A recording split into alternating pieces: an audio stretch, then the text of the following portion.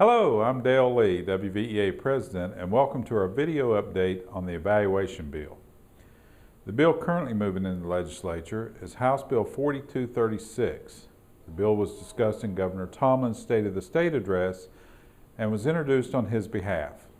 The bill is a response to the federal requirements of No Child Left Behind, that every teacher is evaluated each year and that a portion of the evaluation has a student growth component. It is also a requirement that if the state applies for a waiver for No Child Left Behind. Fortunately, the West Virginia Department of Education had an evaluation task force comprised primarily of classroom teachers working over the past 2 years to get a new evaluation system in place. Now, I served on the task force along with 7 other WVEA members, and during the current school year, the revised evaluation is now being piloted in 25 schools in the state. Now, while the details of the proposed evaluation are too numerous to talk about in this short video, we will post a one-line chart and a 50-plus page evaluation pilot guide on the WVEA website so that you can see the full details and process involved. The plan calls for all teachers to be evaluated each year. The particulars of the evaluation vary on the number of years teaching experience that you have.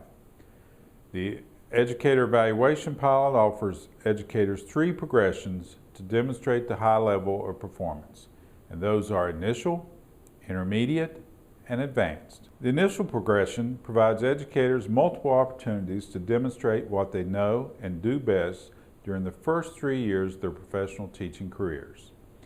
Educators on the initial progression will meet with their evaluators to assess effective instruction through 4 observations. 2 of those observations are scheduled with educators. Now, the immediate progression focuses on educators who are either in their 4th or 5th year of teaching careers who have demonstrated professional progress.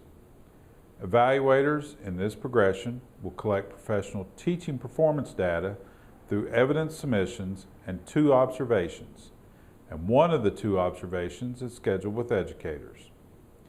The advanced progression offers experienced educators the opportunity to participate in a self-evaluation process through which they will also provide evidence of their success. The pilot calls for educators to receive summative ratings for their performance during the initial first-year implementation using 1 of 4 levels of performance: distinguished, accomplished, emerging, or unsatisfactory. Each standard is given a predetermined weight. Altogether, there are 7 standards on which the evaluation is based. 5 of those standards amount to 80% of the total evaluation, and those 5 are curriculum and planning, the learner and the learning environment, teaching responsibilities for self-renewal, professional responsibilities for the school and the community. With those 5 standards, educators must provide evidence to support the determination of the performance level rating. Your score will be based upon the evidence that you present. Evaluators will not use a checklist to determine the ratings. The guidebook has a recommended evidence table to demonstrate what types of evidence is required in each section. Now, the 6th standard is the category of student learning. This standard accounts for 20% of the total evaluation score. That is further broken down into the student learning goals, which are 15% of the total, and standardized school growth scores, which make up the other 5%. I will talk more in depth about this a little later in the video. The final standard, Standard 7, is the professional conduct.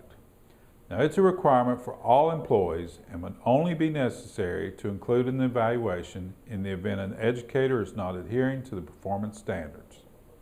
Now, let's go back and touch on the student learning standard.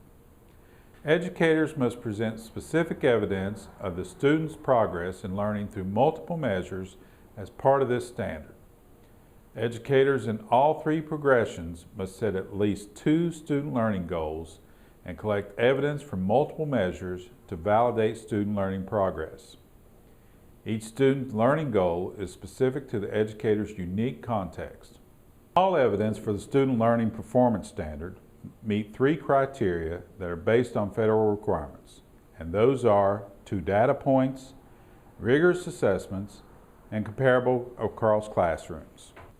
That, in a nutshell, is the overview of the new evaluation system. After the pilot schools have completed the first year of the program, they will report both the good and the bad aspects of it to the task force. Now, based on that feedback, the task force will then make the changes and tweaks necessary to the program before it goes into the field for the next year. The goal is to expand the pilot next year into 2 schools into each county and then have it go statewide in the 2013-2014 school year. Now, as a member of the task force, I can tell you that we have wrestled with the details. It has been a challenge to come up with an evaluation that is both fair and meets the federal requirements. Most of the comments I've heard about the system so far has been that it's far too cumbersome and time-consuming.